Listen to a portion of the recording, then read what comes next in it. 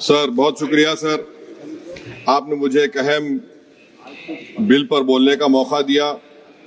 Sir, इस वतन अजीज के गरीब, बेरोजगार और भूखे लोग इस ऐवान में मौजूद बरसर इख्तिदार जमात के लोगों को एक पैगाम देना चाह रहे हैं कि शायर ने कहा कि भूखों की नजर में बिजली है, तोपों के दहाने ठंडे हैं, तकदीर की लब पे जंबिश है, तदबीर दम तोड़ रही है।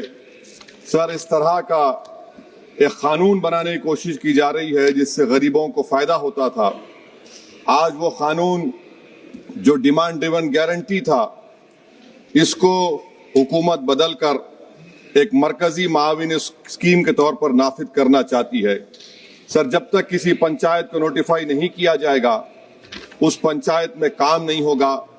हुकूमत की ये पॉलिसी हमेशा ये रही है कि हर इख्तियार को हासिल करना चाहते हैं और एक डिक्टेटर की तरह वो हुकूमत को चलाना चाहते हैं। सर, आप बताइए, मरकजी हुकूमत ये कैसे फैसला करेगी कि एक डिमांड ड्रिवन गारंटी को आप रियासत को बोलेंगे नॉर्मेटिव एलोकेशन कर दिया जाएगा, और अगर कोई रियासत उससे ज्यादा अखराजात करती है तो फिर उनको उसका बोझ उठाना पड़ेगा। मुतालिबा पर मोदी गारंटी को एक सप्लाई डिमांड प्रोग्राम पे तब्दील किया जा रहा है। सर, साल में 60 दिन ब्लैकआउट होगा, किसी को काम नहीं मिलेगा। इस ब्लैकआउट के 60 दिन के ब्लैकआउट से खवातीन को और जिनके पास जमीन नहीं है, लैंडलेस लोगों को बहुत बड़ा नुकसान होगा।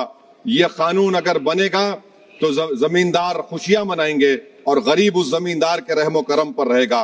सर, आप बताइए, 90% जिसमें इजरत, मटेरियल लागत और इंतजामी अखराजात मरकजी हुकूमत को बर्दाश्त करना पड़ता था, आज 90 से 60% कर दिया गया और 40% रियासती हुकूमत पर यह बोझ डाल दिया गया। मकसद एक ही है कि उस कानून को कत्ल कर दिया जाए, खत्म कर दिया जाए। कौन सी ऐसी भारत में रियासत है जिसके पास पैसे है, बताइए आप। मार्च के महीने में हर रियासत अपना बजट बनाएगी, कौन सी रियासत के पास पैसा है? तो ये मालूम हो रहा है कि सरकार गरीबों के खिलाफ है, गुर्बत का खात्मा नहीं करना चाहती। सर, आधार और डिजिटल निजाम, आप जानते हैं कि मजदूर की उंगलियों के निशानात नहीं मिलते क्योंकि वो गरीब इतनी मेहनत करता है कि उसके निशान मिट जाते हैं। तो बायोमेट्रिक ऑथेंटिकेशन की बात होती है। सर, जुलाई 2025 में NSS की रिपोर्ट है कि बायोमेट्रिक से नुकसान हो रहा है।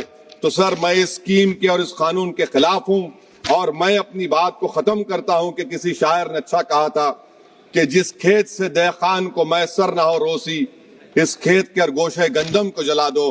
पलायन हो रहा है सर बिहार में, सीमांचल में। अब ये कानून अगर बनेगा तो सीमांचल में 1.5 करोड़ लोग पलायन करते थे।